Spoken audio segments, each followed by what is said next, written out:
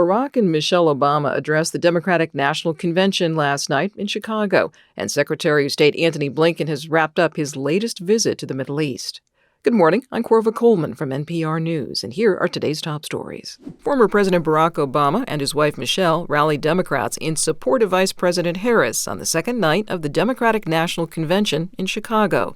NPR's Ben Giles reports the Obamas also criticized Harris's GOP rival, former President Donald Trump.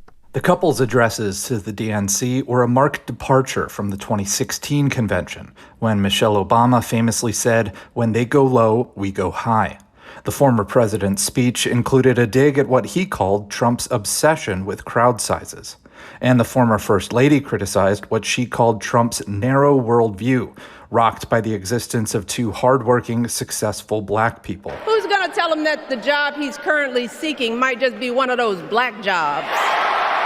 The Obamas also told Democrats not to underestimate the fight ahead, a path filled with what Michelle Obama called the ugly, misogynistic, racist lies of the Trump campaign.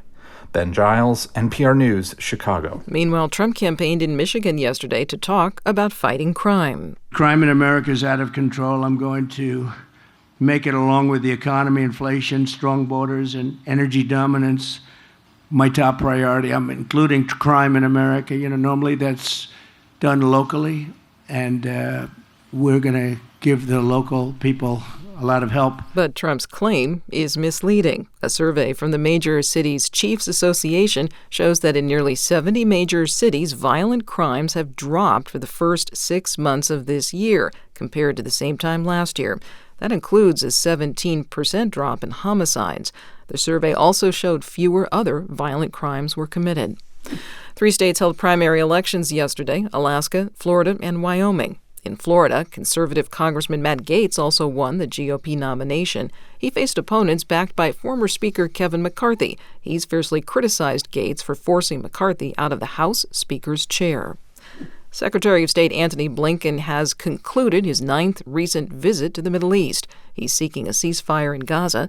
NPR's Carrie Kahn reports Blinken says countries in the region want a deal too. As he was leaving Doha, Blinken told reporters that he was still holding out hope for a peace deal. He said the U.S., Qatar, and Egypt are committed to finding a solution with, quote, a fierce urgency of now. This needs to get done, and it needs to get done in the days ahead, and we will do everything possible to get it across the finish line. In his latest visit, Blinken tried to push both sides toward a deal, yet both Israel and Hamas blame each other for blocking proposals.